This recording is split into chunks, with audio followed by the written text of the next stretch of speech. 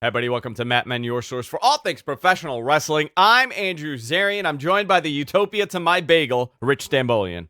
Ooh, yeah, you got bagels from there the other day, right? I got it again today. Oh, really? You're a bagel boy, huh? I'm a bagel boy. I'm such a bagel. Look at these bagel boys. Dirty bagel boy. Jess's mom is here helping with orders.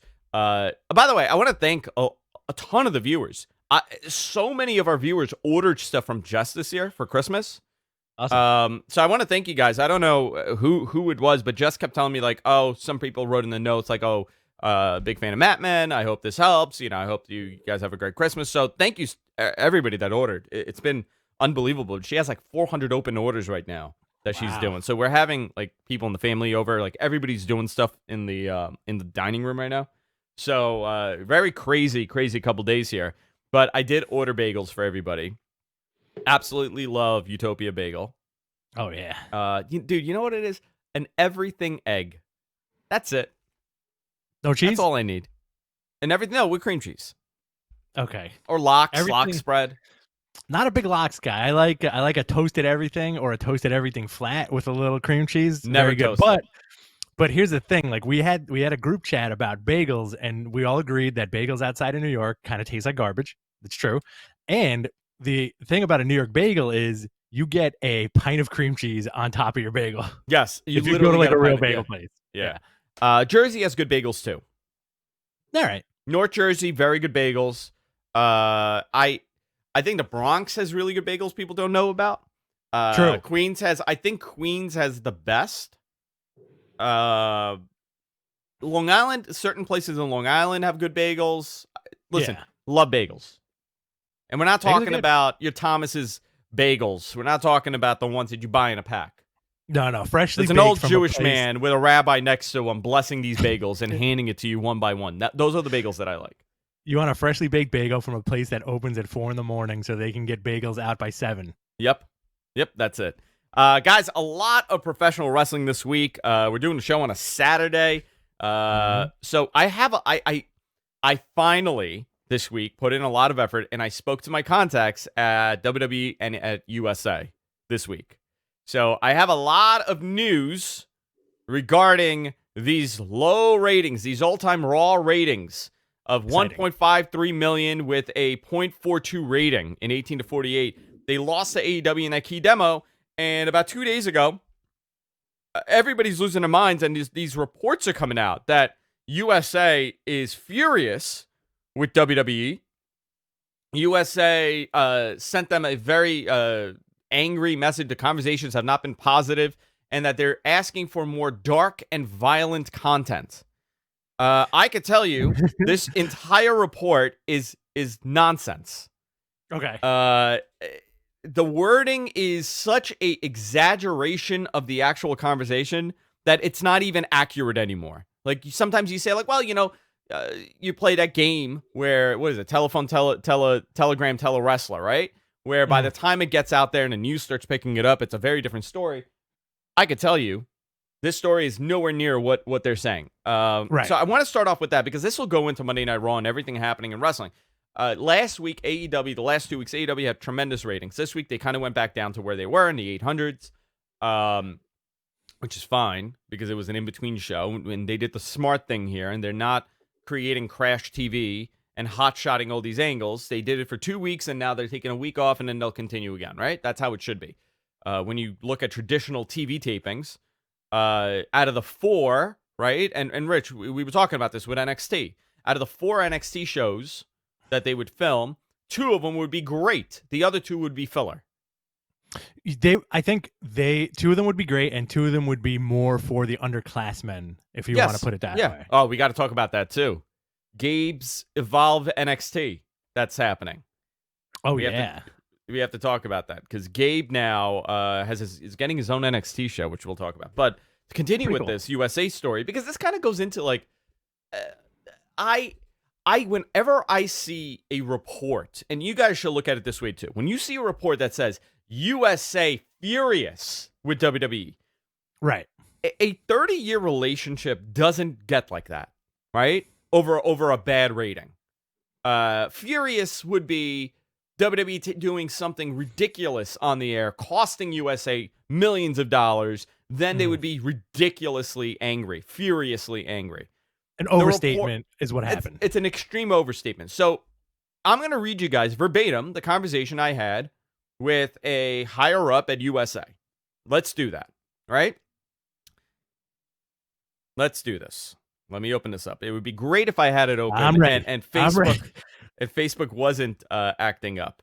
And Wait a minute, am I supposed to make up the conversation? You're going to make up the whole conversation. None of this happened. So here it is. I also sent them my idea of improving ratings. Okay, can I read that too? Oh, please. Was it Shawn Michaels, Diesel come back, NWO Part 3? Actually, he wrote to us. He goes, I think you guys should do a photo shoot with the Backstreet USA iconograph in the background, which that sprung my... Let me find this. Okay. Hey, question for you. What are you hearing about the Raw ratings and USA being pissed off? He said, nothing really. We want improvement. I said, so what about that report that's out? Okay. He goes, let me just read this again in my head before I could. So everyone is reporting USA wanted a more dark and violent product. Okay. Right now, we have been told that they are reorganizing. So it is possible, but there was no screaming match whatsoever. I'm taking out certain things in this message because I don't want to expose him. So I'm curious how the conversation actually went. And he goes, the conversation went with, do you have a plan, essentially, on what the ratings, on how to improve the product? WWE said, we're in a reorganization process right now. Okay. Then I said, I wrote to him, want to know how you could fix the product? And he goes, shoot. I go, 8 p.m., go into a cold opening. Total brawl is breaking out everywhere. Chaos. Styles comes to the ring. And he says, who wants to suck my... I said, and then he finishes it with, here tonight on Raw. And he goes, you're sick. And then he said, please don't email me ever again, sir. That's how I get my scoops. You send a little dirty in hopes that you get a little more. And then you're like, if you really want to, send me like an Apple gift card or something. So I got to tell you, I mean, and I asked 2 other people, and I spoke to someone at WWE. Essentially, it's the same thing. Everybody's aware of the numbers. Everybody's very much aware of what's happening. There is a segment of the group that believes this is COVID related, that the live crowd not being there is impacting those numbers. It's hard to do, and WWE has held back on a lot of angles. We should say that as well, because they don't want it to be used up already without a live audience. So, that kind of plays into part of what you're doing. You're trying to give enough, but not all of it, considering the fact that this really doesn't mean much. However, your ratings are 1.5 million. Not good. Yeah, I mean, is this the closest in a week's time that WWE has dipped? Raw has dipped so low that they only had 500,000 more viewers than AEW. Listen, I think this kind of reiterates what we've been talking about on how there's only 2 million wrestling fans out there. That's it. No, really. You combine the Wednesday numbers, it's 1.5. It's 2 million people between the DVRs and the live stuff. I mean, it's hard to calculate, but it's about 1.5 million to 2 million fans that will watch. I think also a lot of people that interact with us online, probably in the chat room right now, on social media, are guys who will tune into our show for a recap or tune into another podcast for a recap, and also kind of just watch clips the day after. I got 2 friends specifically who won't watch wrestling. They'll go read a recap and then watch on YouTube. Look at the clips of what was good. So here's the other question: is that valuable? Right? Does that add value to your product? I do think the reality is, like you said, there is a gigantic segment of WWE fans, right? Because the fans don't represent the viewership. And I think a lot of people forget that. WWE, if you're talking about brand recognition and brand fandom, WWE is so far ahead of AEW and what everybody else is doing. It's not even close, right? It's not even the fandom around WWE is astronomical when you compare compared to the rating. Like if you're talking about 1.5 million viewers, you know what? Fandom, I would say they have about 10 million, 20 million fans around the world. If not more. If not more, right? It's hard to gauge. I don't have those numbers, and I actually should. WWE knows those numbers, but their fandom is so much larger than what AEW is able to come close to. However, you're looking at key demos, and you're looking at numbers. WWE needs to, and I think WWE is not losing to AEW, okay? Right. They're losing to themselves. This is the problem that they have. It's not that AEW's picking up on their mistakes. It's that AEW's doing a different product, and while WWE is getting a little stale. We haven't seen this like attack war happen, and I don't think we're going to see it. I think we're in a different phase here when it comes to media consumption. But you look at WWE's YouTube numbers, astronomical. What did they like? Absolutely. The number 3 or 4 channel? It's something ridiculous. They're very high up, and that says, like your point, there is a tremendous segment of the population that likes wrestling. They just don't watch an entire episode, and they just watch clips the next day. Consumable media is something that WWE is also very, very good at. And they made that transition full force a few years ago. And I remember vividly talking about that on the show with you, where we were both kind of like, what's up with all the stuff that they're just like putting online, you know? And they did it with Vine, remember? Oh yeah, they were. No, was it theirs or was it Vine? It was Vine and the Tout. Superstars. Tout. Yeah, sorry. Yeah. Tout. And then, you know, they started putting out like these little bits of consumable media. And it got to the point where now, I agree with you 100%. It seems like from a fan's perspective, they're eating themselves in this weird way of, well, we know we're going to get these YouTube views, but does it really matter what we put on TV? Because that Randy Orton RKO is going to get 1 million views. That 10-second moment is going to get 1 million views on YouTube tomorrow. Yeah, I think that's a good point. The other thing was WWE had stopped pumping out. They tried this experiment for a little bit, where you know, like let's say it's a pay-per-view or it's a live event. They would pump out everything that's happening like 30 seconds behind it happening. Right. And they pulled back on that tremendously because they realize it's quite possibly hurting their product, but it does also give you the best of the best, right? Like if you're watching a Carmella Sasha Banks match that's not good, WWE's website and WWE's social media is going to put out the best, that one spot that's going to make you say, oh, you know what? I want to check this out. Exactly. Or like what they used to do with SmackDown when SmackDown was recorded on a Tuesday night back in the day, where they would redo certain parts of matches just so it's TV ready. Yeah. I mean, that's something that they've always done. So there's a lot going on here. Do you want to run down Raw really quickly? Anything big? Yeah. It looks like Lana got pulled from TLC after her injury angle. I actually, to be honest with you, I do kind of like the Lana stuff of her going against Nia Jax and Shayna Baszler. Yeah, I think that's pretty. It's not terrible. No, it's not terrible. It's fine. It's very status quo. You're beginning to see cracks in the Hurt business with Cedric kind of over celebrating, even though he was like he's like the weak link of the team. Too soon, man. Too soon. Yeah, it's too much too soon. And I guess like the Orton and Bray Wyatt stuff is fine, but you know, we've been there before. And the Drew AJ stuff, I really wish they put more of an emphasis on. So let's go back to the Orton. So there's a pay-per-view this weekend. What? There's TLC, which we'll be doing. I mean, are you going to be available to do a watch along, or? I'll probably be on the phone. Okay, that's okay. Yeah, let's do that. I'll be here doing a watch along tomorrow night. But there's a major thing that we're overlooking with the Orton Bray match. It's a freaking Inferno match. Right. It's a Firefly Inferno match. What does that mean? Who the hell knows? But I asked about this, okay? First of all, the build-up for an Inferno match, one of the worst that I've seen, right? That's a big gimmick match. Right. And that's one of those special gimmick matches that you never see. It's a rarity. Okay.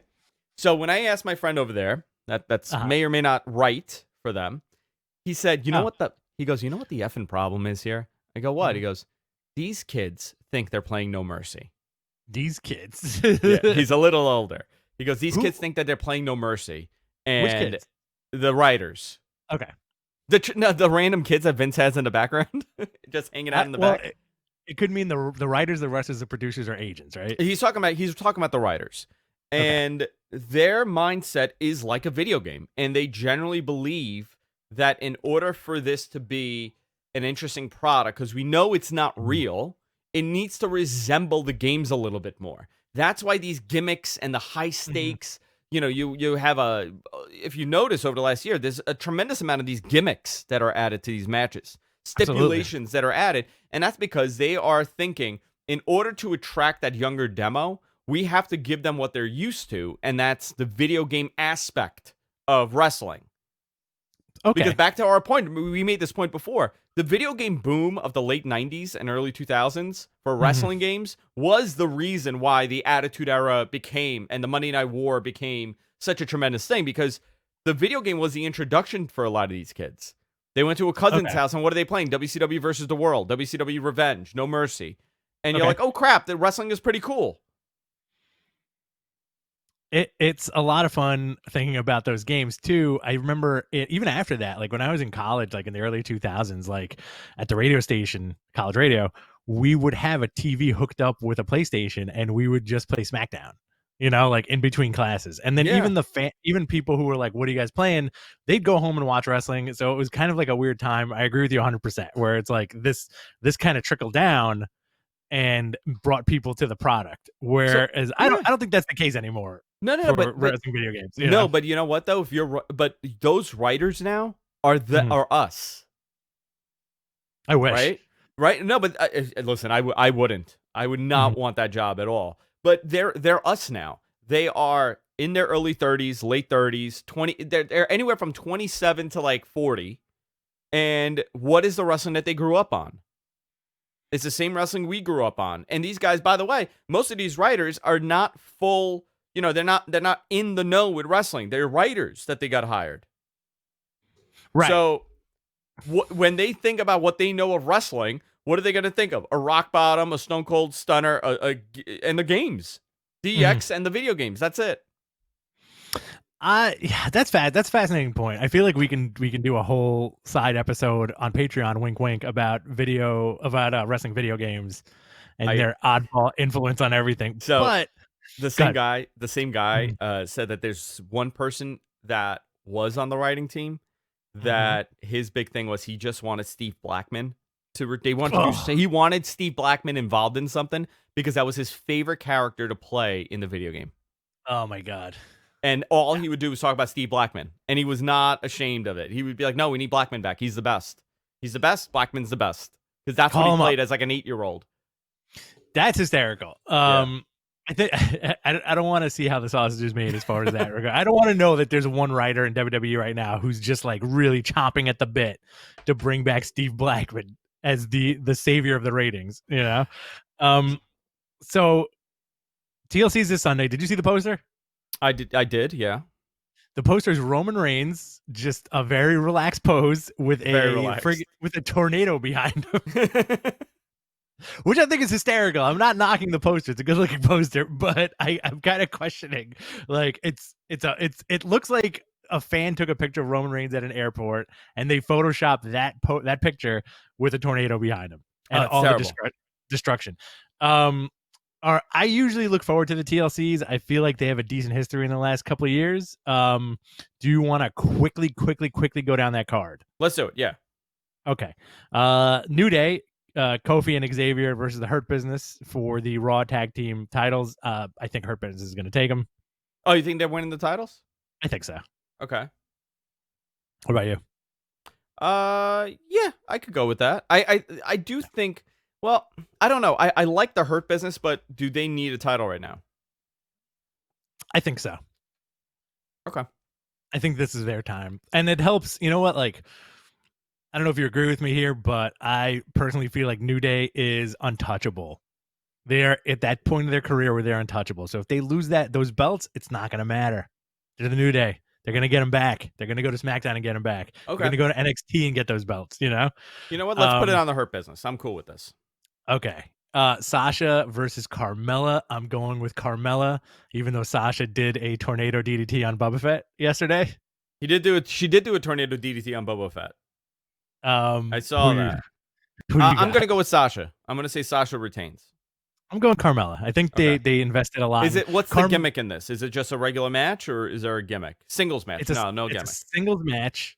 I'm going to go with Carmella because I feel like they've tried this weird, sexy woman angle with so many people in the last few years, and it's actually sticking to Carmella.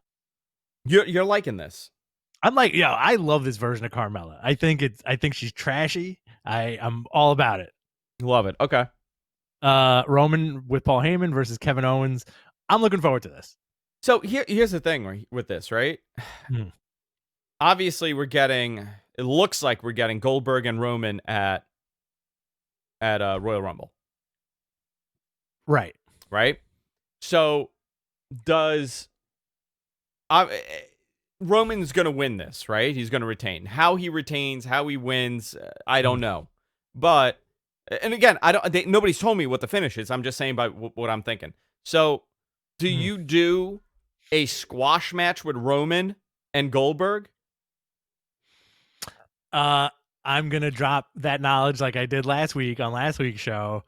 Kevin Owens wins. Goldberg once again spears him, takes the title, and then you have Goldberg losing to Roman at the Royal Rumble. Because here's a question: Who did Nothing. When the Rock? Hold on. When the Rock faced Goldberg at Backlash 2003, was it for a title or was it just the match? Ooh, I'm not sure. 17 years ago, my wrestling knowledge doesn't go. I just started watching wrestling last week. It might have just been a match. You know what? I got it. Okay. I got it. It's going to be a squash, right? This is how I would book it. Roman spears the shit out of Goldberg, catches him off guard, like what happened with Brock, pins him, beats him. And he says, You know what? My cousin, it took him 16 minutes to beat you. I did it in 16 seconds. I'm the chief. I'm the chief. I'm the man. I'm telling you, man, I think they're going with KO winning this Sunday, Goldberg taking it from KO again, and setting Roman, up the Mania match. And then setting up Roman taking that belt back at Rumble from Goldberg. Because Goldberg is good. Goldberg is good for 5 minutes, right? Dude, he's great to draw. I think people don't realize this. He's a big draw for that company. And absolutely, he's not a great worker, but you know what? The fucking spitting and the snoring, that crap, it works. It's ridiculous, but it works. And I know that's not the answer people want to hear. Like, our audience doesn't like that answer. I get it. If I never saw another Bill Goldberg match, I'd be okay. But these occasional moments, I could get behind it. I could take myself out of the cynical mindset and be like, you know what? This is pretty cool, Bill Goldberg. Sure. I mean, yes, I agree with you 100%. It is kind of cool to see Goldberg. I feel like he's being more utilized again as stunt casting and as a weird tool that WWE can like kind of prop up every so often. And also, when you think about it, what other legends are left that can function at like a high level like Goldberg kind of has been doing in the last couple of years? You know, it's interesting because even that small generation after Goldberg, right? Those guys, they're not in the best shape. Like, you're talking like if you go into like, let's go into like mid to late 2000s. Most of those guys are still working, but the ones that are not, that were big draws, like, what does RVD mean now? I was literally thinking the same thing. And also, it's unfortunate that people saw that picture of him on the movie set and everybody's like, oh, he's old. And thought that was him, like now. RVD, I think, can still go, but he was a draw to a certain demographic, right? Not like an overall guy like Goldberg. Like you have legends that name me some legends that can still go like right now that you think can still go. From what era? From that era, from like that Edge, attitude-y era. Okay. Like Edge, great. Okay. Edge, Jericho. I mean, I'm just saying, like, who's available? It would probably be Edge is the only one. I can't think of anybody else that I would say, wow, that could still go and be put in a program. Like, put in a program, not a hot shot match. I would say it's really just Edge. Obviously you could bring back Cena, but I don't know if you consider him in that era. But really, there's nobody left. Everybody's in their late 40s, early 50s now. Cena would be a conversation for 10 years from now. Cena at 52? Cena at 52, I think will still look like $1 million. Cena at 52 is gonna, he's still gonna look great. But here we go. Yeah. You ready? And Bob Hazelwood brought this in. And this is something I wanted to discuss on Thursday when we were planning on doing the show. CM Punk, man. That is really the only name out there that I would say would, because this would go into like shifting the momentum, you know? Okay. CM Punk would be the only one right now that is a free agent that is available that could show up on WWE TV and cause a change. Well, cause a big change. Yes, we talked about this last week, and you were pretty firm in what you were saying about how if he's going to come back, it's going to be for Vince.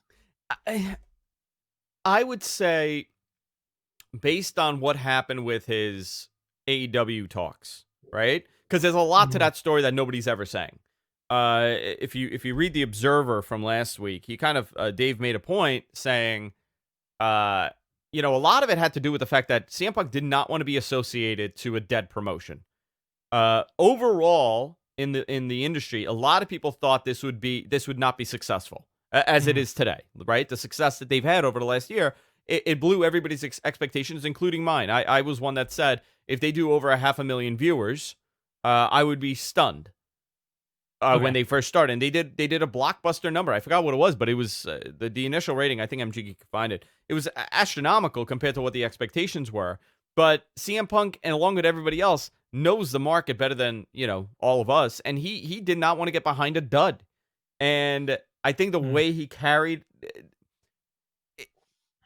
it wasn't an easy conversation to have with him. But I think AEW is willing to let that go. And I think he would maybe want that as well to talk again. But the reality is, you know what?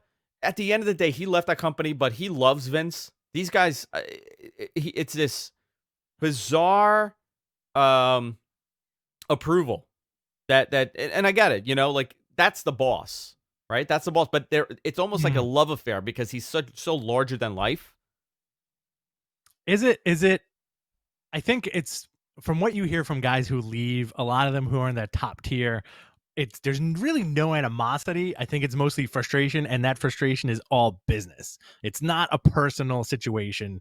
It's mostly business, I think the CM Punk thing is a little skewed because it seemed like it got personal, like sending him papers on the day he got a divorce. Yeah. So I think for him, he if he were to go back, he would probably, and the other thing is he said, like, who have I not worked with? That interview with Renee that he did, there was more to it than, it was really good. Renee did a good job, but there's more to it than just like, oh, CM Punk's coming on.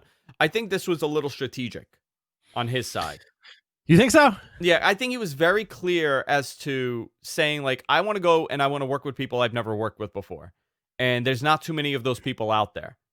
Nobody left really, right, in WWE, because if he comes back to WWE, who is he going to wrestle? Who's he going to work? AJ Styles. Him and Styles never. I mean, did they work in TNA? I don't know, but they've never really worked. Him and Styles, he would. I don't know. He was talking about who he's never worked with, and I think on the AEW side, there's a lot of those guys that he's never worked with compared to the WWE side, but. to have him come back and do something in WWE. I think WWE would be able to handle a CM Punk return way better than AEW right now would be positioned to put him in a main event positioning. Live crowds, I think, would have a lot to do with it too. It's going to have everything to do with it. He was getting married, not his divorce, by the way. You said his divorce. Oh, whoops. Sorry. It would be a lot of fun, and it's a lot of fun to speculate as a wrestling fan and doing this show every week, like what that next big bit of news is going to be. And that has been the CM Punk thing has been a rumor since the guy left, right? Yeah. And it's so odd that at this point in time, watching wrestling with all the awesome stuff that really is going on in every company and worldwide, people really want that dude to come back. Still, so because I think it wasn't you answered done. the question. Yeah, it wasn't done on the fans' time. I think the fans go through different stages, right? Initially, when he left, the reaction was F WWE. They screwed him, F him. And then he did his interview, and it was still that was happening. And then you started getting like little bits and pieces. And when the fans didn't see him go anywhere else or do anything in wrestling, they were like, oh, F this guy. He's a prima donna. F him. He screwed us. We were invested in him, and now he turned his back on us. The guy got burnt out. Just a reality of it. Is he a nice guy? I don't know. I don't know anything about him personally other than what we all see. But, I'm very interested to see what he does this year. Because the whole fighting thing is out the window. There was very little travel happening. So, listen, that affects your pay. That affects your money. And he's a guy that hasn't really worked in quite some time. Obviously, he's done well with money. He's saved his money. But sometimes you get that itch. Oh, absolutely. A live crowd would be the moment to do this. It's like that kind of that what if kind of thing. And you can tell like a lot of guys who are kind of removed from the business have that. Like I think Austin admittedly missed his window for a return in the last couple of years. Austin's run is so interesting though, because he never was there. He was always hurt, right? We got to see very little of him in when you talk about the range of wrestling. We got to see him from 97, he got hurt, right? He broke his neck at SummerSlam. He was out for a while. 98 comes. Or was it 98? SummerSlam 98. 97. He has that unbelievable match with Brett. He's blowing up WrestleMania 13. Now it's his time. All those things happen where Shawn's gone, no heels, Michaels is gone, total chaos in the company. The guy gets the title, and then he's out by November. November, no, he wrestled. He got hurt a little bit. They did that bizarre thing at Survivor Series in November. The Rock got the title. He beat The Rock, won the title, and what was it? He was out the next year. All of 99, he pretty much missed a lot of 99. 9 months? He was banged up, comes back, doesn't really do much. Then he turns heel, and then he was done. Came back, had a couple matches, and he was finished. Like, we really weren't overexposed to him. But you're right, the window is out. Like, that window of Austin coming back, I think he had one. Last year would have been it. Would have been the final year. You think so? I think so. I think he was also getting the itch last year. He was doing a lot more stuff. It seems like that, Yeah. And I think they also had to really, really, really make the pot very sweet for Shawn Michaels to come back last year for that one match. Now it's like 2 years ago, right? Was it? Oh my God.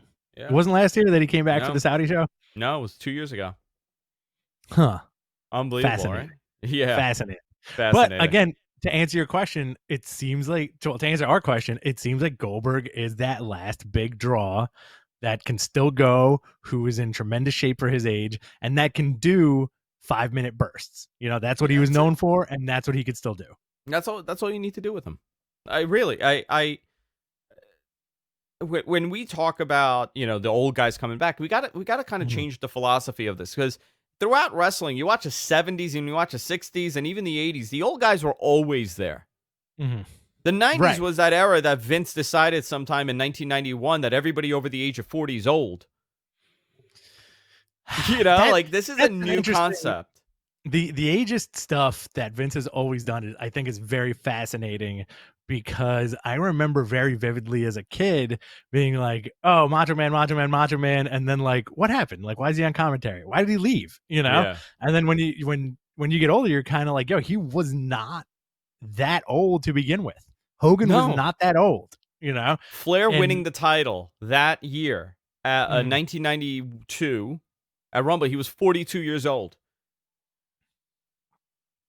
Right? He was my 42 God, in 92. Let's do the math. was he? Rick Flair. My grandmother used to call him Rick Mickard. I don't know why. 49. He's born 49. Right? 1949. 1989, he would have been 40. Mm. So he would have been 42 around the time of, when he won his WWE title for the first time. Hey, but he always looked so much older. He is John Cena's age. Uh-huh. Who else is 42? Brock Lesnar. John Cena. Cena's 43. Cena's older than Flair. Look at that difference. Look at how modern science has. These guys are using skin creams. I know. Hogan better training. was born in 53. Think of this. 53. So in 93, he would have been 40, and he was old. Squeezed out by Vince. He was, I mean, I want you guys to remember this. This whole Hogan is old thing in WCW. Hogan is old when he won the title. Oh, old. Guess what? He was not old. Not old at all. I think comparatively. Comparatively. It's fascinating, right? It's really weird. Well, look at here's a prime example of that kind of mentality that doesn't really work anymore. Look at AJ Styles. Look at the stuff and the longevity. Look at the stuff that AJ could do in the ring and the longevity that this guy has had in the pro wrestling world, and he is still going for the title, right? Yeah. Now, is he going to take it? Who knows? But I think Vince maybe had to take a step back from that, like, oh, he's over 40 thing, and really give it like a good hard look, you know? Yeah, I don't know. I think it's interesting. I think this is very interesting. SmackDown last night, the whole show was built around Kevin Owens and Roman Reigns. Roman is by far one of my favorite wrestlers right now, currently. Absolutely. I agree. And again, a lot of people get upset when I say that. I think they've done a great rehab on that guy. Tremendous rehab, and we're only seeing the effed up version of this. Imagine if this was in front of a live crowd. The boos, oh my God. the guttural boos that were lacking. You know, all those guys that have been wanting to boo Roman, now you can. Now's the chance. And he's such a bad guy. It's so good. The whole thing was based on that. It aired on FS1, so I'm curious what the ratings are going to be. I think we'll probably get it on Monday. We won't get it today because they're cable ratings. Networks kind of do it a little differently. What do you think of Big E and the IC title? I'm with it. You want him to get this title, huh? I'm with it. I want to put all the titles on Big E. I want to see an Ultimo Dragon picture with Big E and all the titles he wins in his career. By the way, Otomo, 53 years old, turned 53 a couple days ago. Who, Big E? Yeah, Big E. Yeah. They need to pull the trigger on Big E ASAP, because he's a big dude. He's not getting any younger. He's still young, but I think now's the time for Big E to start racking up those wins, getting those titles, and having like a nice long run. And it seems like everybody loves the guy. He's a good worker. He's one of those guys that has not faltered in terms of his physique either. Yeah. Hold on. God, I had to sneeze like 8 times in a row. You're a good silent sneezer. No, I muted myself. I dumped out. Oh, you dumped the audio? Yeah. You sneeze like you know what? I don't think I've ever heard you sneeze. I hold my sneezes. You go, yeah, I go, It's very uncomfortable. It's very uncomfortable. Things happen inside of my body that I know I'm losing life. I'm losing days of my life by this. Did you, and then Bianca and Bailey was another match on. Bianca's going to get a big push this year. I think so. I think within the next year, she's probably going to hold that belt. Yeah. Or like the women's tag belts with somebody, you know, like they have high hopes for her. And if she stays healthy, man, forget it. Like, sky's the limit for her. Did you watch Triple Mania? I only watched the Kenny Omega versus Laredo Kid match, and it was a lot of fun. And also, good. I watched the whole thing. Okay. It is weird, right? It Like is. Oh yeah, absolutely. I'm not. People ask us all the time, like, how come you don't talk about CMLL and AAA? I'm like, I'm not familiar with the product enough to go into great detail as I am with New Japan and other promotions. It's just one of those things. But listen, it's a wonky, bizarro mess. That's how I always describe like these, mega AAA shows. Very weird. The matches are the quality of matches are never great, except for when they're great. I agree with that. 100. That's a good way to put it. Kenny Omega did a great job. Very good main event. I think Dave gave it 4.5. Laredo Kid is great. Very He's good. awesome. And Kenny Omega. I bet you Laredo Kid's you're gonna see that graphic in the next month or so. Laredo Kid is all elite. Yeah, well, the other thing is Roosh and Dragon Lee, their contracts were up, and it looks like they're staying in Ring of Honor. Interesting. Which I'm very surprised because both AEW and WWE wanted both of them badly. I don't know what the right decision would have been, but Roosh is very talented. Yeah, he's one of the. I think maybe the decision is big fish, small pond for him, where he'll be the top guy as long as he wants to be. Yeah. Let's see. Impact Wrestling. Thank you again to MG Geek. Everybody thank him for these notes. Impact Wrestling. Essentially, the show was built around Kenny Omega and Don Callis. So Tony good. Khan had another paid ad. Which people... you know what, dude? You know what's really funny? Tony Khan is a fucking heel. Okay? I'm going to tell you why. Not because of anything he does. Because of the fact that he's so nice. People hate him. I cannot tell you the amount of comments I see that calling him smug and arrogant. Very weird. He thinks he knows. I have a theory as to why. I'm not going to go into it. Why people feel that way about him. Okay. I'll tell you off the air. But it's bizarre to me. But Tony Khan had another paid ad, played a heel, awesome. So here's where it gets good. Okay. Omega. There was a match between Gallows and who was it? I'm sorry, Anderson and was it Rich Swann? You know what? I'm not 100% sure. MJ, give me the note. My brain has stopped. Sorry about that. So essentially, what happened? Omega attacks Rich Swann, and the Good Brothers attack MCMG. Motor City Machine Guns, revealing a loose Bullet Club alliance. In the promo, Kenny called it the Bullet Club. I believe he attacked Chris Sabin, right? Was that it? Oh, no. He just capitalized Chris Sabin. Thank you. I just needed to know if Rich Swann was attacked. I think it was Rich Swann. So now at the Hard to Kill main event, January 16th, you have the Bullet Club, Gallows Anderson and Kenny Omega versus Alex Shelley, Chris Sabin, and Rich Swann in Impact Wrestling. Kenny being the AEW World Heavyweight Champion, Gallows and Anderson being the Impact Wrestling Tag Team Champions, Rich Swann, the Impact World Champion. This is leading to Kenny Omega getting the Impact title, right? I would hope so. Belt collector, right? And then very interesting. And then coming over to AEW. I mean, like, it's hard not to fanboy out for this kind of stuff, especially with Kenny's twist on his character, where he's a dick now, and he's like, his whole thing is he's giving the fans what they want, but he's going to be an asshole about it, you know.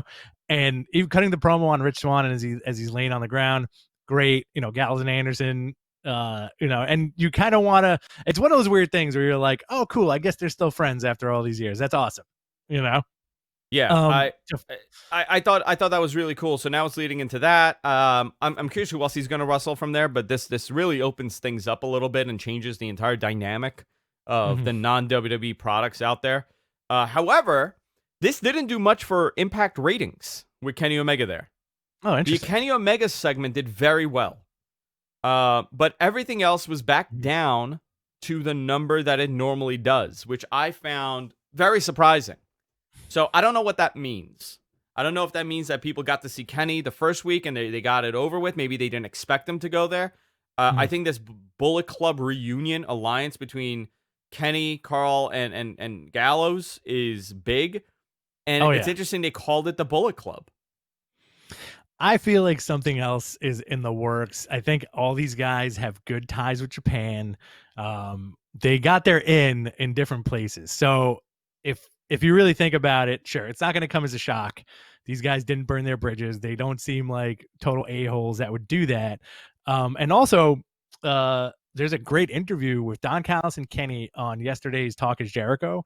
It's a very good semi-in-character podcast where they talk about his showing up on Impact, being the AEW champion, and basically pulling the trigger and becoming the best bout machine. Again, like a real good heel asshole interview, you know? Yeah. So that's that. So let's talk about AEW, Rich. Want to go into That's that. Sure. You had like a weird kind of like AEW was a stack show. It was a lot of fun. You had Private Party and Matt Hardy versus the Dark Order and Adam Page. It's interesting to see where this stuff is going because Matt's Matt Hardy heel now. Matt's a heel now, I guess. We put a little question mark or asterisk next to that, right? Brandy and Cody announced their pregnancy, which kind of took a lot away from the match because it took was, a lot away. It was like I wasn't even paying attention to the match. They did such a nice little video package for the pregnancy that I was so distracted in his match versus Angelico. Yeah, they did a very Cody-ish announcement, but this kind of puts a big pause on the whole Shaq and Brandy and all that whole thing. And Jade Cargill. It's, you know what? Yeah, Jade. I like Brandy. I've always liked Brandy. I feel like she, much like Tony Khan, Brandy gets a lot of shit from fans. We don't want to see her wife on TV. Yo, for zero reason. For zero reason, like, yeah. It's insane. It's also very unfortunate that it seems like whatever angle she tries to get going ends in a weird way. So like, congratulations on the pregnancy. That's so fantastic. But also, like, it's the Jade Cargill stuff done because she can't wrestle. Yeah. You know, like that Nightmare Collective thing, that didn't go anywhere. So as far as like the wrestling stuff, it's unfortunate that it doesn't pan out, but I have no problem with her at all. No, and I never did. It's very weird how people hate her and Tony Khan and kind of lump them into the same. Well, Cody too. They hate Cody as well. I don't understand that either. Yeah. It's very strange. People are strange. People are very strange. People are strange. Sting saved Cody from Team Taz, so maybe this is leading into a three-way between Cody. A 3-on-3, Cody, Sting, and Darby Allin versus Team Taz. I'd be cool with that. With Taz getting the hot Sting getting the hot tag. Taz and Sting getting the hot tag. I don't think Taz wants to wrestle, man. He's another one, dude. He's another one that we really lost. Mm-hmm. He made a very smart move because he went to WWE because he knew he was done. Okay. Right? Like when he went, he went because he was finished. He was just destroyed of years of abuse on his body. But he's another one. We never got to see his full potential in WWE. And this guy was unbelievable. Arguably one of the most believable guys in ECW at the time, right? Intimidating and believable. Oh, forget it. And we thought this guy was like massive. I had a Taz shirt. I love Taz. You have a Taz tattoo, right? I have a Taz tattoo. You have the 13 on your shoulder? I have the 13, but it has nothing to do with him. I do have the 13, but it has nothing to do with him. So that was a lot of fun. I think if you keep Sting doing the random appearances like that, because he's apparently going to be on that show every single week. You had the Eddie Kingston promo and the return of Pac, which was nice. Sometimes I feel like Lance Archer is like a big goof, and I wasn't feeling him this week. You weren't feeling Lance Archer this week?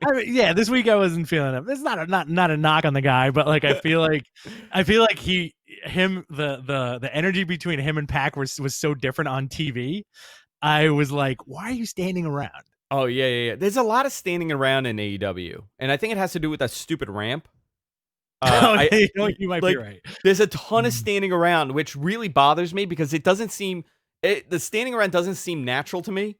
Because you remember, we watched for the history of televised wrestling, they don't shoot the ramp, and you don't have guys like, because it's elevated, standing at the same level as the ring. Like managers are at the same level. They're not on the below. They're like up top on the ropes. Yeah. So it's really daunting sometimes when you see everybody just 15 guys just standing out there. You know what I do like? I don't think we've ever mentioned this. You know what I really do like about AEW? I really do like where their announce booth is. Yeah, it's not bad. Mm. Because you kind of see it in the corner. You see it in the corner. They have an elevated view, so they don't have to rely on a monitor. I think it adds a little more to the show, especially with like the limited crowds. Yeah. You had the Best Friends, Varsity Blondes, and Top Flight versus the Inner Circle minus Wardlow. That was a fun match, man. I think that was a good showcase for Pillman and Griff Garrison and Top Flight. So they did a good job at showing the up and coming talent this week. It seemed like it was a building week, which is great because you got to see Sammy, you got to see Santana and Ortiz, you got to see Top Flight, which a lot of people are very high on them, and the Varsity Blondes. Pillman Jr. has that name, and I think a lot of people they're going to push this guy. It just has to be at the right time. Absolutely. Because he has a knock, not a knock, because I absolutely love Joey Janela, but his handling was not done right. Janela's handling. And Janela has suffered greatly this year because of the lack of the audience. We've seen Janela wrestle. Many people in our audience have pre-AEW. This guy was onto something. Super entertaining. And he came out of nowhere. I mean, he's been around for a while, but I mean, the boom over the last 5 years around Joey Janela, or 4 years with his spring break, yes, it really took off, and everything was pointed that he was going to WWE. Yeah, in which I know a lot about, but he decided to go with AEW, and I think anybody would have said AEW would handle him right, but AEW really hasn't done anything with him. So now you have a no DQ match, world title eliminator match. So meaning he would get a chance at the title. Kenny Omega destroyed him in 5 minutes. Right, which I thought was par for the course. Right, he's not giving these guys 20-minute you're wrestling the Kenny Omega clinic matches anymore. No, I'm going to destroy you. Right, he's establishing himself as the guy who beat Okada for the IWGP title and the guy who beat Jon Moxley. Listen, and that makes sense, right? Like, so you're going to tell me that I'm going to have a tough time with Joey Janela in a wrestling match? Right. Even the Laredo Kid match the story that they told in that match was pretty excellent, where it was the kid just didn't have it that night, Yeah. A lot of close calls. Diamante and Ivelisse versus Big Swole and Serena Deeb. I like that they have Serena Deeb around. I like that Thunder Rosa is also part of this whole talent exchange thing. And it's interesting. It's only the women's division from NWA. Right? Like, it's only the women's. You have not seen the guys yet. I think that's going to be a little surprise for the new year. I think so, too. Yeah, I think so, too. You had you talked about Kenny and Joey. The cool part about that was, I think, Pat coming out, telling Kenny he never beat Phoenix in the tournament, and that next week you're going to get, not next week, 2 weeks, you're going to get Phoenix versus Omega, which I think should be a pretty fantastic match. Yes, it'll be a pretty fantastic match. Let's see. I'm kind of glad that we got that match spoiled for us, because now we see it with more on the line, Absolutely. So NXT highlights: Austin Theory and Johnny Gargano beat Leon Ruff and Kushida. Tyler Rust versus Tommaso Ciampa. This was a good match, actually. Yeah. Ciampa won, but Rust really came off great. And what was his name on the Indies? Malcolm Bivens. Shane Strickland. Shane Strickland. Strickland came out, and pretty much now he represents him, right? What did you think of that match? I thought it was really good. I thought Rust looked great. I thought NXT put on a solid show. That match really was good. I think dude, I feel like if you want to talk match of the night, it's another match on the card. But you had Dexter Lumis furthering his his psycho character. He's a as painter the now. New Year's Evil. Well, that was his gimmick. That was always his gimmick, like him doing little doodles and shit. Like, because there's drawings. Kyle O'Reilly versus Pete Dunne, man. Great match. Very good match. Holy moly, great match. O'Reilly won. No worries. It's okay, Rich. The delay is weird. I was gonna say the Kyle O'Reilly Pete Dunn match reminded me of your late 90s WWE mid card. Where yeah. You're like, oh, you know these guys, like in 2 years, these guys are gonna be on top of the game. Yeah. No, I thought it was an excellent match. The match went long too, which I like. O'Reilly wins a great takeover quality match. Now we've set up Balor versus O'Reilly for the main event at New Year's Evil. So now there's a couple moving parts here. I thought this was a really good show. We have that set up, which is in 2 weeks. No. Yeah, 2 weeks. 2 weeks? Yeah, 2 weeks. The Zia Lee segment is terrifying. Where are they? Who kidnapped them? Right. Is someone, or do the authorities know this is going on? Who's sending these tapes? So it's the big reveal is that Zia Lee is being used because she's, I guess, like a, not a Terminator, but she's, I don't know, a Manchurian candidate. What would you say for her? She's a weapon, essentially, right? She's like a sleeper cell or something. She's a sleeper cell, and she's murdering somebody, and she's upset over it because I don't know why. But that's the big creepy Zia Lee segment.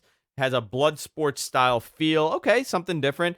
Now this match, Shotzi Blackheart versus Indy Hartwell, won by DQ.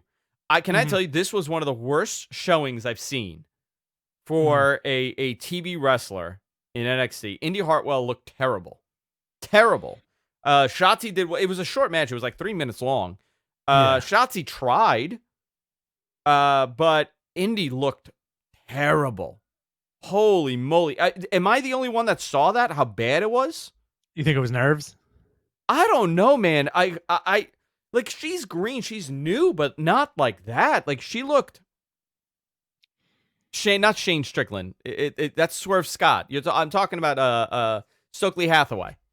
Stokely Hathaway. Yeah. Both wrestled and Evolved, so easy to mistaken. It's the S's. So Indy looked terrible in that match. So I don't even know why they did it. If she was hurt, she wasn't ready. I don't know. It looked really bad, but you had the Way interfere. Then you had Karrion Kross winning. Karrion Kross had his first match back from injury. He looked great. It was a squash. I forgot the guy he wrestled, but now this is setting up Damian Priest on him for New Year's Evil, so another big match here. Called him out. Sorry, at the end of the match. I like that. I want to see those two big dudes go at it. Yeah. Okay. Who do you think Karrion beats? You think Karrion's going to beat Balor? I have a weird. You mean Damian Priest? Balor. No. When they have the match. No, I don't think so. I think Balor's going to hold that title for a little bit. When is Balor's contract up? Not anytime soon. Is he on a long-term deal? I think he has like 2 years left. I think. When did he sign? 2015? Yeah, but he signed again. He signed multiple times. Did he really? Yeah, okay. yeah. He signed a couple. I think he has like 2 years left. But add the injuries. And then add the injuries. Yeah. He's a fascinating guy, I think, when you talk of is he writing his own ticket in WWE at this point? Do they love him? Do they want to keep him as happy as possible because everybody could see the writing on the wall? If he goes anywhere else, he will be the main event. Yeah. I think they're very much aware of that. And he's a guy that could shift momentum a little bit. I'm not talking about major shift in momentum, but he's a big loss for them because he is one of their in WWE, because I've asked about him, he is the prime example of what developmental can do. Okay? He is the prime example. This was a guy that was great. Would have had great. I mean, top to bottom. But those finishing touches, WWE created this version of him. They polished him up a little bit. They polished. I mean, his promos are unbelievable, better than ever. Right? His even like his movements are just perfect. You want to talk about a guy that went into developmental and came out a rock star? He's the prime example of that. And that class, they cherish those guys in that class. Yeah. The Kevin Owens, him, Sammy, those guys were really the beginning of this. And I think as far as history goes for NXT, they don't ever want to lose that. Oh, I agree with you. Those are also like some of the last Dusty guys too, right? They were, yeah. And also remember, you talk about Ambrose, Rollins, and Reigns. Those guys were not NXT guys. They were developmental, right. FCW guys. So, right. Really, that allure doesn't exist with them for NXT as far as the history and the lineage of NXT. But Finn Balor, he's going to be forever, as long as this thing is going on, he's going to be the guy. In 20 years, he's going to be the one that's immortalized as far as NXT goes. Absolutely. He's going to be that. If he sticks with the company, he's going to be that Hall of Famer in 15 years. Yeah. So let's. You want to go into some news? Let's do some news, baby. And then, guys, we're going to do our Q&A as well. So get your questions ready for the Q&A. Some of the miscellaneous news topics here. Again, thank you to MG Geek for this. Vince's big man mandate. So a little bit more information came out about this. He doesn't like how they work. He thinks the big men don't work like big men. They work like everybody else, and that's a problem. You know what? I kind of could agree with him on this. If you're the big guy, you should work like the big guy. Kevin Owens is a good example of a big dude that doesn't work like a big dude, right? Absolutely. Okay. Keith Lee is even a bigger dude, but he works the same style as Kevin Owens. It's that PWG style. Yeah, which I appreciate, but I get what they mean. Now, sending them down to the performance center, we're not. I think a lot of people have this illusion also that it's like they were in Mississippi, they were in Wisconsin putting on a show. Vince came out furious. He goes, "You're effing going down to Florida. You got to go train." No, they go like down the block. Right. You know what I mean? Like they got a 45-minute drive, and they're going to go over certain things on what he likes. Right. So that's that. We discussed the UFC wanting more adult content from WWE. It's not true. We went over this early in the show. It was more of they want to change, and WWE said that they're in a transition period and they're working on it. And USA said, okay, there's no big issue, but there are people that are getting a little nervous on the WWE side because they feel that they are in a box when it comes to what they can do at this moment. Right. Well, right. I mean, that's what it always seems like whenever you hear a former writer or like a former producer talk in an interview. It seems like they very much spin in circles and are waiting to get direction that who knows. You're waiting to get some direction that is maybe something that they can grab onto, right? Yeah. Matt Riddle, new contract offer, $400,000 a year plus a downside guarantee plus merch and blah blah blah blah blah blah blah, and then $50,000 for each Saudi show, so that's another $100,000 a year. So his downside is looking at about a $500,000 downside guarantee. He'll probably make about almost $1 million if things go well this year. Bro. You know what? I'm gonna tell you something. You're Matt Riddle. You got your family, you got your kids. You dealt with all the craziness of the independents. You came from UFC. You're making $750,000 a year, working in Florida once a week. You know what? I'll be a joke. I'll do this another 3 years. Fuck it. Yeah, heal up. Not take as much punishment as you normally would. I do think he could have been a changer for them. Yes. Vince apparently finds the stoner gimmick hysterical. He thinks it's very unique. He's never watched Fast Times at Ridgemont High, apparently. Of course not. So I think and that's how they see him. That's what he is right now. So is it ideal? No, but whatever's good for him and his family, that's the direction he should go. So this is the interesting. Yeah, this is the interesting part.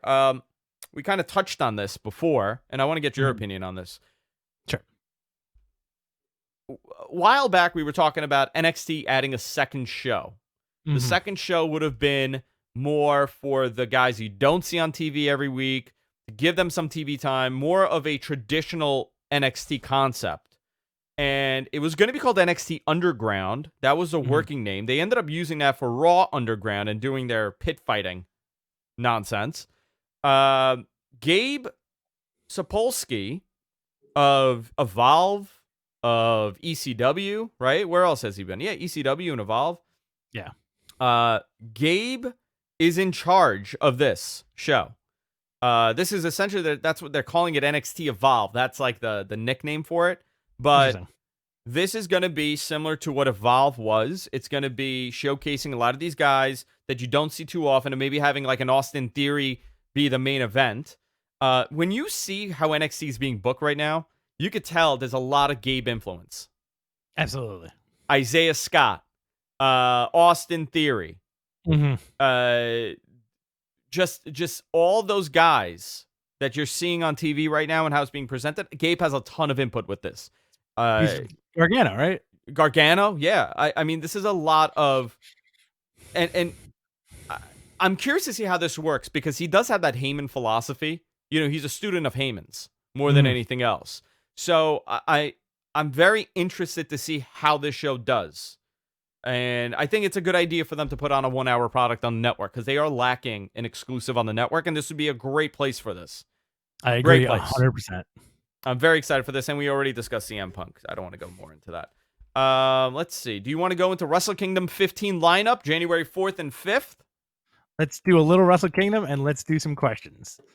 So it looks like they're splitting the event up in 2 days, which I am okay with. I liked it last year. I also liked WrestleMania over 2 days. I know your opinion is of the differing variety.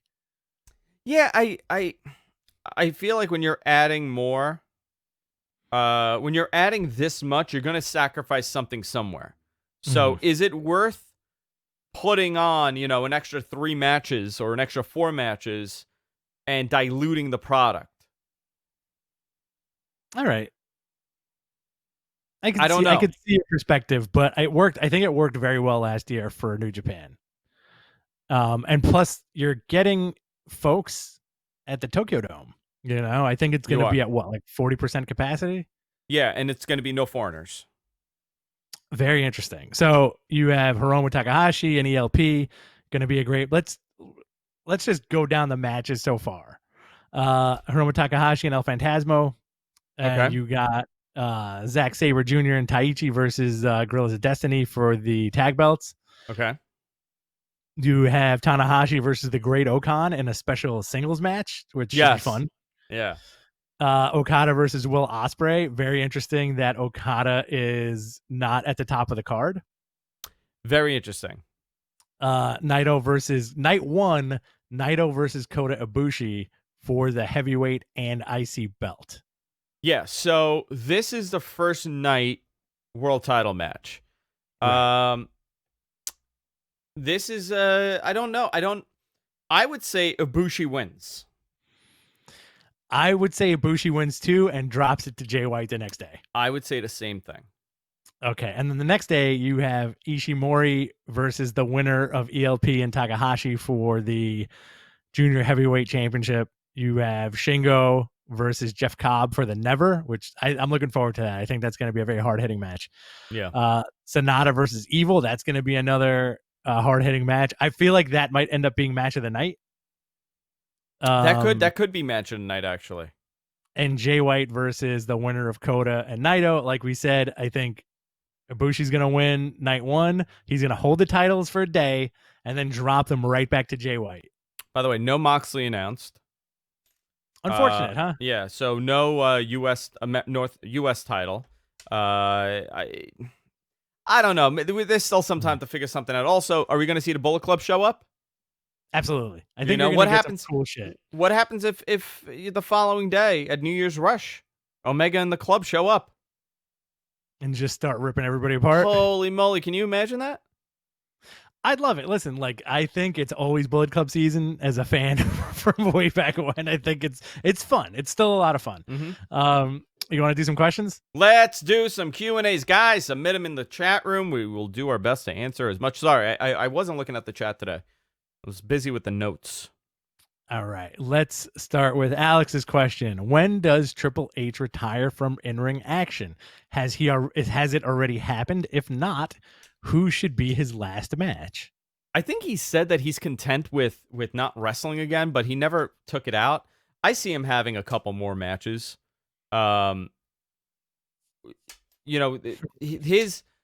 I always felt that the big story with him is going to be chasing to win the title more and more. I think they had an opportunity to do this a couple of years ago, and they didn't. Really, the big story it was going to be him, Cena, and Orton fighting for that spot.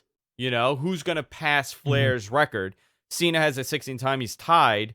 Orton's right behind him and followed by Hunter. So I think there's still something they could do with this. I don't listen. He wrestled one match and he tore his freaking arm. He doesn't want to do that. I think that was that match at Saudi Arabia was very daunting to many people in that match. First of all, it was daunting to Hunter because he did not expect for that to happen. It ruined Shawn Michaels' possible singles match return at WrestleMania. Sure. Yeah. Kane's wig fell off. Undertaker looked like a sack of garbage. So I think what happened was it was daunting to me. He's like, oh shit, I better be picky with what I do. I agree with that. I think as far as who would retire Triple H, you would want somebody that's not going to hurt him in the ring, and you would want somebody that is big. So if I was going to pick one final match, it would either be Triple H Rock, which will probably never happen, or Triple H John Cena. Has to be a big match. Yeah, has to be a big match. Yeah, I think I'm going to go with Cena just because of the history and also, like, why not, right? Yeah. Both guys don't want to get banged up, and I think that's a good fit for both of them. Let's see here. What do you think? This is from Crown Wolf. Do you think we'll get a Survivor Series style pay-per-view with Impact and AEW? I think that'd be awesome. But you want that in front of a crowd. So here's the problem, right? That would have to be in front of a crowd, right? Yeah. Okay, so it would have to be in front of a large crowd, and that crowd is going to be all AEW fans. So sure. I don't know. Who's the heel? Who's the face? I think if you present it in a way, this could be a blockbuster mega show. I would say yes. I would say that should happen. Should it be a pay-per-view? Should it be a special on BR Live? By the way, that's another thing that I'm very shocked we haven't gotten is more of those BR Live specials. That's something that I think about that we haven't gotten a lot of, and I'm curious as to why. Because that was originally a plan that they would have their 4 big pay-per-views and they would have like 2 BR Live specials. Okay. And I don't know what's going to happen now with this. We'll see 2021, man. I think a lot of reboots are coming. This is going to be a very it's going to be a very interesting year. Very, very interesting year. Another question here. At which point I'm sorry. Which men and women should be number 1 and number 2 in the Royal Rumble? Should be 1 and 2? Yeah. Edge going in at number 1. Ooh, okay. For the women, I have no idea. Sasha? Oh, that's a good one. I think Edge and Riddle 1 and 2. Okay. For the women, that's the women's tough. Charlotte she's gonna replicate her dad's run. Oh yeah, have her. Yeah, but he went in at what, 3? Okay, let's say Charlotte at number 1 and at number 2 Bianca Belair. Who was that? He was what, number 2 or number 3 in that Rumble? He was number 2.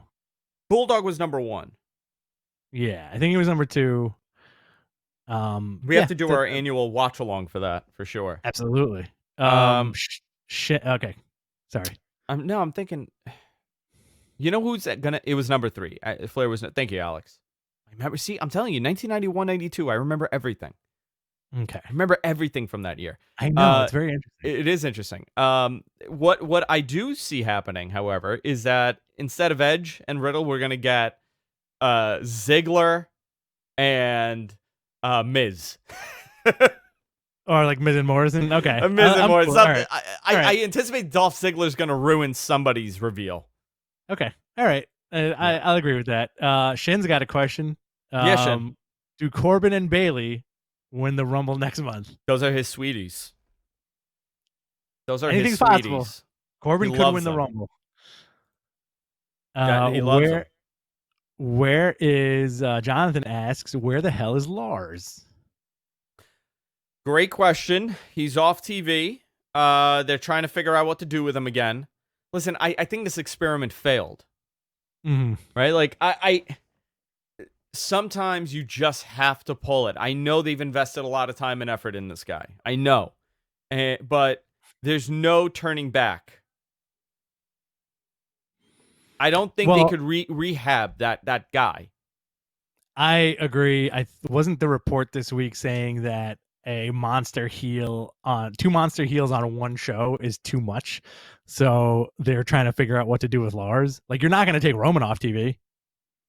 Yeah, but it's a different type of heel. Like, they're not even like, I would say too much. Like, I think Braun, I think having Braun and Lars on the same thing, doing the same thing is too much. I don't compare him to other people.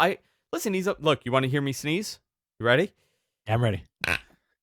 Ooh, this is hard, man. I feel bad for your guts right now. That hurts so much. I hate sneezing. Is your chest okay? No, I'm fine. Thank you. My eyes are not, though. My eyes kind of come out a little bit, and I got to push it back in. It's like a cartoon wolf. Yeah. Corey asks, are you surprised AEW has not been on HBO Max? I'm surprised in the sense that I don't know if they're going to do any kind of sports on there, like to the extent that we thought they would. Okay. I thought there was going to be a lot of heavy. Listen, there's a branding issue also with HBO Max, right? Because here's the problem. HBO is a big name, right? Everybody knows HBO, but do you necessarily think of Turner Properties when you think of HBO Max? I mean, like, they have the hub, like Warner Brothers, you know. Yeah, but shouldn't it become Warner Media Max or Warner Media? I think HBO Max is fine because it's a hub for so much stuff, and I think give it time, give it like another year, and I bet you AEW will be on there. Yeah, I think they're gonna do something. I do. When I think HBO Max, I think of Game of Thrones and The Sopranos and Deadwood. Okay. You know what I mean? Like, I think I'm like, oh, okay, I could go on there and watch all my HBO shows. However, that's not what it is. It's all the Turner Properties. Right. I do want to watch Wonder Woman, though. I'm really into this. Wonder Woman 1984. I'm into it. Oh yeah, it's Christmas Day, man. Okay, am I crazy for liking it? Because all I'm seeing right now is people crapping on it. I think that listen, I love that 80s thing that's in right now, and I think it's going to be a different spin to see like Wonder Woman in 84 and not now. I agree 100%. I think people don't know what they like anymore online. I think people just like the poo stuff. It's the pile-on mentality, you know, like it's the snarky fanboy who doesn't like something, and then everybody's like, yeah, I don't like it either. It stinks. And then nobody watches it, yet everybody says it stinks. You know? Well, here's the thing. Like, it could stink. It really can, but I like the concept. It's a unique twist. It's a unique concept for a superhero film. Absolutely. I'm with it. Okay, it's gonna be fun. That's gonna be my Christmas Day. My wife is gonna make some kind of beef stew, and we're gonna watch Wonder Woman. You know what I would want them to do? What? I get my comic book talk. I loved the Communist Superman animation. I absolutely loved it. I thought it was done really well. I would like to see that as a live action. Me too. I think a lot of those animated Red DC Sun shows. Yeah, Red Sun. I think a lot of those animated DC shows would do well just straight translated to live action. First of all, it's PG-13, right? For people who don't know, Red Sun is a what-if scenario if instead of instead of Superman landing in the middle of North America, in a barn Kansas.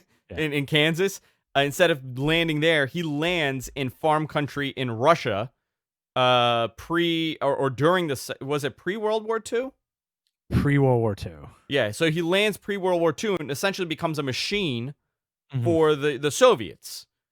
And the Americans are doing everything to counter that. And Lex Luthor is the president of the United States. So you see both of them get older and see the path that they take. I absolutely love it. And he also kills Stalin. So that's an awesome part too. It's pretty great. Yeah, very good. I absolutely loved it. I thought it was, again, very unique concept. I would love to see that as its own movie. Absolutely. Again, like all those animated properties translate very well, but DC has a habit of not making the greatest things in the world. But it doesn't matter. Like Wonder Woman 1984 looks like it's going to be a lot of fun. Yeah. I liked Aquaman, and everybody took a huge steaming dump on Aquaman. On the movie? I've seen that. Yeah, I've seen that movie like 6 times. It's a lot of fun. I haven't seen it.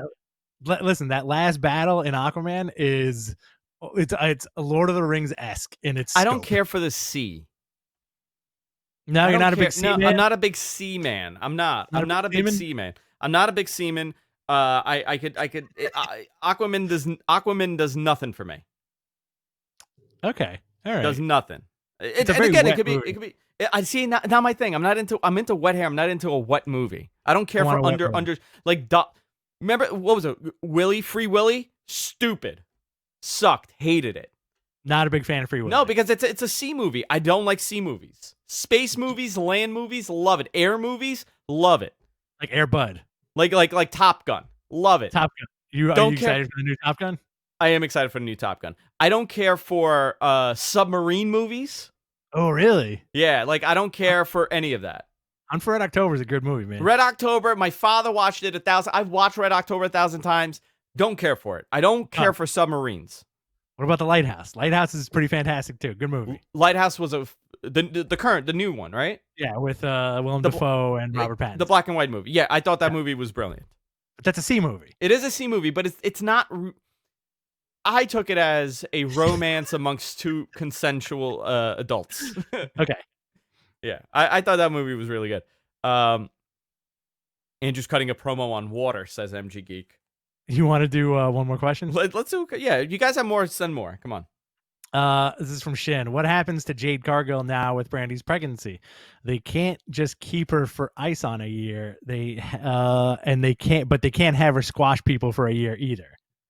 Yeah, I think. I don't know. It depends on how.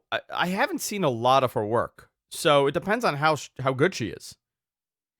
But do you need another big swole gimmick on that card? I mean, it doesn't hurt. Like she's got the look. Like they're two jacked up, strong, aggressive women. Yeah, I think the more the merrier. All right, let's see what happens. What happens with this? I think the Brandy thing, it could have gone badly. I don't want to see Brandy wrestle. I do like her being. She's a great promo. She's very believable. Yeah. Somebody said, and I thought this was interesting. It was she's a believable Stephanie McMahon and Dixie Carter. And I said, what do you mean? Like as a person, she goes, no, her promos, she believes when she's cutting those promos. Absolutely. Like Steph and Dixie, they're doing a role while she's being herself. I'll agree with that. Which I thought that was interesting. All right, cool. Yeah. I agree with that. All right. Anything else before we wrap it up here? Let's see. Anything else? What are we missing? So I'll be back tomorrow. Richard's going to be on the line, calling in for the watch along. We'll hang out. We'll have a couple drinks and just chill. We are working on a new logo. Yes. And did you see the latest one that Jonathan sent? Oh, with No. I got to send it to you. He just sent me this. No, there's a few mods I want to make, but this is kind of the right idea. What do you think? You tell me. Did you send it to me? It should be delivered. It's getting there. It's getting there. I'm not a big fan of the font. I don't like that A, but it's getting there. It's like, but that's where we want to go, right?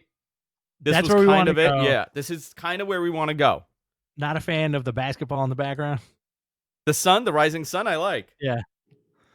There's a lot that we could do here. I'm excited. This is gonna be fun. Yeah. 2021, baby. It's almost there. It's almost there, which I'm very excited for because we're gonna change up the whole thing here. Everything is changing. Yep. All right, guys, that's it for this week. Oh, thoughts on Final Battle. Let me see my thoughts. I gotta save that. I'm very behind on this. I have not seen the reason why I haven't seen Final Battle. So that's that. You mean Final Battle 2020? There's a lot of wrestling like wrestling was nonstop last week. Yeah, I did not see Final Battle, so I gotta follow it up. Yeah, I did watch Impact though, so that helps. With the creation of AEW, a lot of big names like Omega, Hangman, and the Bucks won't be going to WWE. What's a dream match that we're missing out on? You know what? I would have told you that the last match I wanted to see was Roman and Kenny. That is the match I want to see right now. If you told me you get to see give me the match right now, like I will book it for you and it'll happen. I want to see Kenny and him. Roman versus Kenny, and also the full New Day versus Kenny and the Bucks, or Hangman and the Bucks. Yeah, I want to see Hangman and Seth. Oh yeah, that would be. I feel like that would be such a phenomenal match. Yeah, I mean, listen, we don't know. Never say never in wrestling, but by the time that these contracts are done, I don't know if any of these guys will ever work with anybody. I mean, listen, they're tied in office wise in the promotion. Exactly. So I mean, 20 years we'll be talking. We never got to see this. We never got to see that. But you never know what'll happen. WWE could wake up one day and be totally ass backwards and say, you know what, let's do an Invasion pay-per-view. How are we gonna get our Monday night ratings up? Have the main event be Roman versus Kenny, dude. You want to talk? You know what? How much would that move the needle? That's the reality. Dude. You think so? By how much? $1 million? Yeah, easily. I think if it was on you know what? If it was on a SmackDown, if it was on a SmackDown, I think it would be better. Okay. But let's fantasy book this or see what it is. SmackDown during the summer, live audience is back. First time ever, AEW World Heavyweight Champion facing off against Roman Reigns. The match obviously is going to end in some bizarro finish DQ that will team them up at one point for a pay-per-view match. 100%. Right? And then leading into a split and then a winner-take-all pay-per-view. So but you know what I'm looking forward to? Don Callis and Paul Heyman going back and forth, right? Yes. That is what you want to see. I would say that they would do some bizarro finish. I don't know. See, again, there's so much politics here, and it would be impossible to know. But I would say Roman Reigns would beat Kenny Omega and become the AEW champion. Show up on AEW TV holding both titles. Get beat by Mox. And then get beat by Mox. There you go. Done. That's great. And WWE wins in the end because the WWE guy beat a WWE guy and all is well. It's fun to think about that. It's never going to happen, but always fun to think about it. It's always fun. All right, guys. We love each and every one of you. Thank you for tuning in today. We'll be back next week. Do you guys see they were eyeing The Rock to play a villain of a Mask movie sequel? I don't want to see that. Come on, I don't want to see it. Yeah, somebody please stop it, please. Vinny, thank you. We'll be back tomorrow night. I'll be doing a watch along, which is going to be on the line. We're going to be taking your phone calls, having a couple of cocktails, and just having a good time. So join us tomorrow night on YouTube, youtube.com/MattMenPodcast. If you enjoy the show, you can fund us. Patreon.com/MattMenPodcast. We got some cool things coming up. We're moving and we're shaking. Listen, we think you guys should hang on for this ride. You may observe some very interesting stuff in the next couple of weeks. That's all I'm saying. All right, guys. With that said, we'll see you all next time. Take care. Later. Take care. Goodbye.